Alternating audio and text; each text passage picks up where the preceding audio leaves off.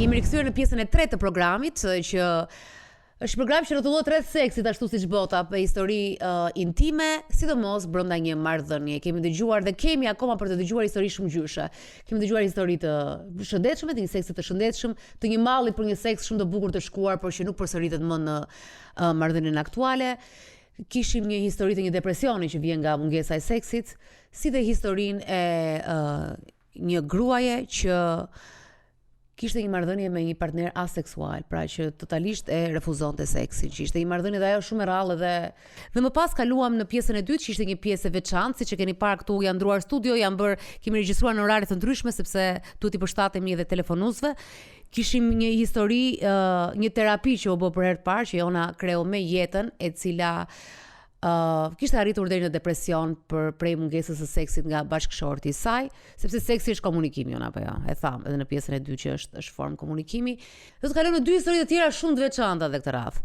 Kemi historinë e Teutës, e cila I shoh që është e kundërta e historisë së kaluar të aseksualit, ai është hiperseksual, ai do seks për ditë. Pra nuk po them do I ditë pushimi, jo, do seks për ditë dhe seksi është kthyer si një detyrë që duhet ta bëj dhe shumë stresuese, sepse çdo gjë që te kalon masën është vërtet stresuese, sidomos kur partnerët nuk është se dëgjojnë shumë dhe nuk punojnë me veten apo të dëgjojnë ankesat e partnerëve të tyre. Dhe pastaj historia e fundit e cila ka një mbyllje, ka një devijim që është shumë interesante dhe shumë I panjohur, por duhet të kalojmë te kjo pjesa sepse nuk e kemi prekur edhe fantazinë seksuale brenda seksit. Ka studime që thonë që të bën mirë fantazia seksuale, por kur ti nuk je dakord me fantazi, se ka varet çfarë fantazie ke. Ky është një situatë ku një grua është në udhkryq në një marrëdhënie që duket e mirë, por çfarë kërkon ai është e çuditshme. Këto janë histori, por përpara se të kalojmë tek historia e parë, që është historia e Teutës, unë do të kaloj, kemi bërë një pyetje anonim, përveç sondazhit që bëm, kemi bërë një ask anonim tek faqja ime, si do ta përshkruaj jetën tënde seksuale. Duke qenë se është anonim, njerëzit kanë qenë të lirshëm që të shprehen. Dhe më pëlqeu sepse mënyra e të shprehur është e lezetshme. Si buk me djathtë që thjesht heq urinë, 20 vjet marrëdhënie, njëjta gjë. Do ishte shumë herë më mirë pa endometriozën, që po më shkatron çdo ditë. Kjo është problem shëndetësor. Më beso kur të them që kur kam lek më vjen dëshirë më e madhe, kur nuk kam lek nuk dua. Kushdo kur s'ka lek, zemra ime. Kur I mësoj lekët dhe si ka, se kur nuk I dinte që I kishte dhe mund I kishte, ishte shumë rehat, prandaj thonë ndonjëherë në varfëri bëhet shumë seks. Por kur pastaj I ke dhe fillon I humb, nuk është mirë.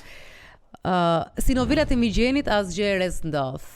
Shumë dobët se di pse kështu 5 vite martesë, a nuk është shumë herët për të qenë kaq vakët. Jam 54 vjeçë, thot dikush tjetër, s'kam fare jetë seksuale dhe për habi nuk më mungon. Ndihem rehat me karrierën dhe hobit e mia. Brezi im është formuar seksualisht nga një sistem patriarkal. Martesa ishte gratë s'ka jon. Se lidhet, kupton, edhe lidhet mendërisht, si është puna. Nuk e pëlqej formimin tim si grua, ndaj preferoj të jetoj vetëm dhe pa seks. Pra nuk më pëlqen të jem bashkëshorte, grua në një martesë. S'kam nerva për idiot me vese. Kjo ishte 54 vjeç. Në fakt do ta ndërpres vetëm pak sepse është një histori e vërtet ku dikush ishte në këtë moshë, kishte kopa krye marrëdhënie seksuale pas vdekjes së të shoqit. Kishte mbi 10 vjet dhe kur takoi një mjek sepse kishte dalë me probleme shëndetësore, jashtë shtetit, ai e pyeti nëse kishte marrëdhënie seksuale dhe se duhet merrte vibrator, sepse kjo marrëdhënie ajo çfarë po kalonte, pra ishte kancer në gjy, edhe mungesa seksi ndikonte shumë.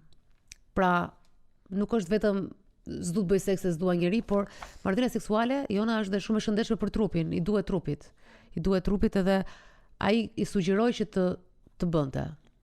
Nëse s'kishte partner, të merrte diçka, pra të gjende mënyrën si ta bënte me lodra seksi.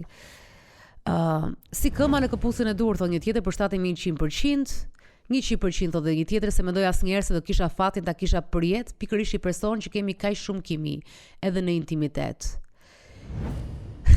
Si liçeni fjerzës, thotë dikush tjetër, por nuk e di, liçeni fjerzës në vjesht apo në verë. Po më duket se kur tha si liçeni fjerzës, nuk e di për çfarë lloj kohe të liçenit e ka pasur. Ka dalë qyteti. Po, që nga kjo pra. 9 vite njëjti partner, 2 lindje, në fillim ka qenë turpi, ankthi e panjohura, tani është lirshmëria. Kemi edhe flasim pisët, provojmë çdo pozicion, por çfarë e bën perfekte është dashuria. Jemi çmendurisht të dashuruar. Tjetra thot kam nisur të mos e tregoj më që jam e virgjër dhe është 28 vjeçë. Edhe kjo është problem. Ti je e virgjër, nuk është krenari e madhe. Sot jo. Mendojnë se nuk është e shëndetshme. Mendojnë se po e ruaj për martesë dhe mendojnë njerëzit se po e ruaj për martesë dhe i trëmben kësaj. Unë se kam për këtë, dua thjesht të dalim ja 3-4 muaj takime. Mendoj që seksi vjen natyrshëm me njohjen.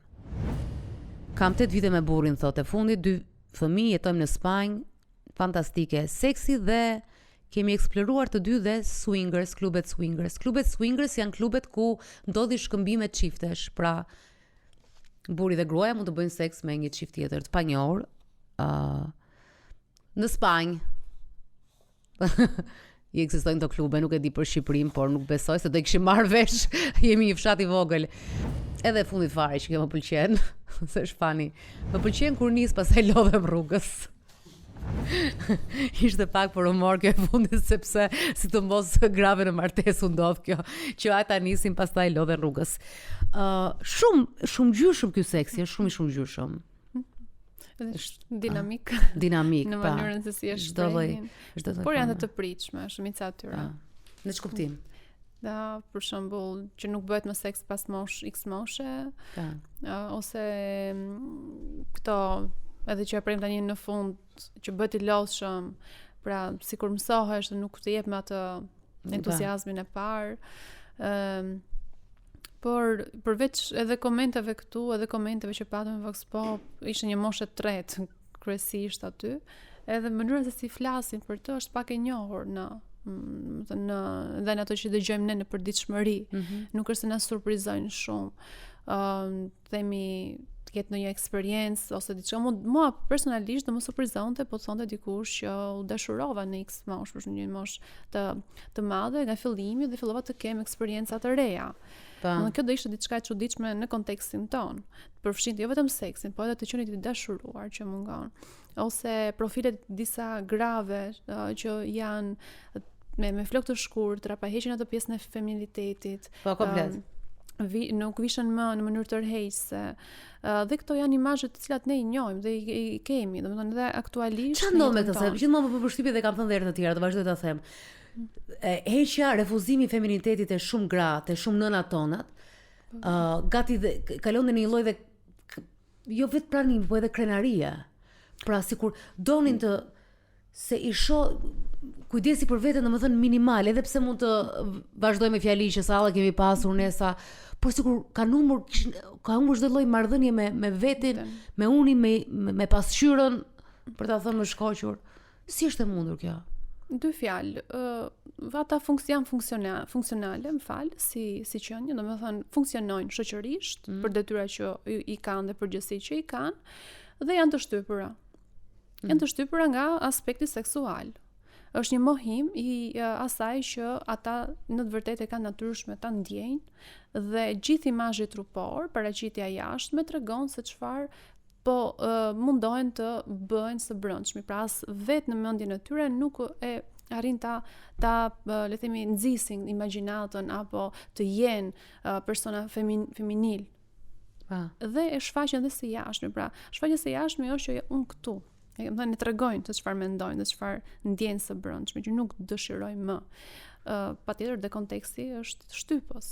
Po edhe portretizimi që është bërë gjithmonë gruas mas martese në këtë vend dhe mënyra se si është parë një grua shumë e mbajtur deri para shumë vitesh, vetëm përveç ca vendeve që ndoshta e më, si them, qytete më qefli ose shoqëri më të qefit që i pëlqejnë moda e këto.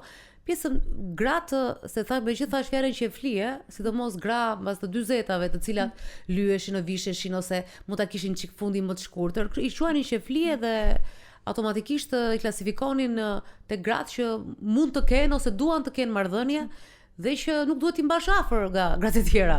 Kjo është si puna e çdo lloj veshje tjetër që do të tregojë një lloj ndershmërie, pra që ti je këtu për të qenë nën, bashkëshorte. Por di çfarë më vjen mirë që kjo po thyhet, po largohet shumë. Shumë është Se pyrë në kjo. rrugët e Tiranës, ose nuk e din të qyteteve të tjera, po ka vajza që mbahen fizikisht, janë shumë, domethënë japin një rëndësi shumë të madhe dukjes, por mendoj se ndikon edhe në nivel shpirtëror, në nivel se si ata ndihen me veten e tyre. Po ke dhe gra tash, 50 është 40 e reja thon, dikur 50 vjeçare duket si 40 si 30, kështu që ka ndryshuar edhe pak koncepti. Por sërish vazhdon të jetë tabu tema e seksit. Po, jo, pra të edhe kur bëj shumë seks nuk bëj. Edhe kur e di që bëj nuk ta thon. Domethënë ne kemi edhe mënyra se si shprehemi, ne vazhdojmë shprehemi tamam se ato filmat, kështu. Badje edhe tek pjesa e parë që kemi bërë disa vox pope në rrugë me njerëz ku një grua e cila kujtonte ishte e vet dhe kujtonte burrin e vet dhe marrëdhënien, mënyra si shpreh për marrëdhënien seksuale ishte ne ndërmjetësonim, përdori një fjalë ndërmjetësonim, pra nuk shpreh të thjesht, ndërkohë që nuk e di, nëse është seksi mirë them unë, kur e pyet se si është seksi ti direkt thua sa i mirë që ishte. Pra nuk është vendi për t'i gjetur kaq shumë fjalë apo anë pa jo. Prapë, ishte kënaqur e thatë, domethënë e falenderojmë që e rrëfeu atë gjë. Por prapë si duhet krijojë distancë me mënyrën e shprehurit. Po edhe të flasësh për seksin ndonjëherë keq kuptohet, është edhe kalohet në atë nivelin ndoshta pak jo etik ndonjëherë, sepse them ka dhe një gjëra intime që mund të ruhen, pra eksperiencat tona mund të jenë të ruajtur dhe jo patjetër janë tabu për të folur, por është personi që i konsideron private. Se ka dhe tavolina që diskutojnë shumë dhe hapen shumë. Për shembull, unë dëgjoj në terapi vajza që thonë, unë kam dhe të bezdisshme ta dëgjoj nga një shoqe tjetër që më flet se si po e kalon eksperiencën e saj me partnerin. Dhe mund ta kuptoj këtë gjën. Pra ka dhe persona që nuk, nëse e kanë tabu, për thjesht nuk preferojnë të flasin për këtë gjën. Por ne më shumë e kemi shtrirë këtë gjë në aspektin edukus. Pra të kuptojmë se seksi nuk është thjesht trupor, nuk është thjesht diçka fizike, por është edhe më shumë, pra komunikon më shumë me ne si njerëz, por komunikon edhe jashtë nesh me partnerët tanë. Sepse përmes saj po kuptojmë se sa shumë ndikon, ë? Është vërtet. Edhe në këto raste që po na vijnë, në shkon për te. Jo, është vërtet, është janë historia e Utës për shembull që nga jashtë thuhet është i marrëdhënie shëndetshme shumë e mirë, ai burri dëshiron vetëm gruan e vet, por e dëshiron çiksi shumë thotë ajo. Është një dëshirë që ka kaluar masën, nuk pa e përballoj dot.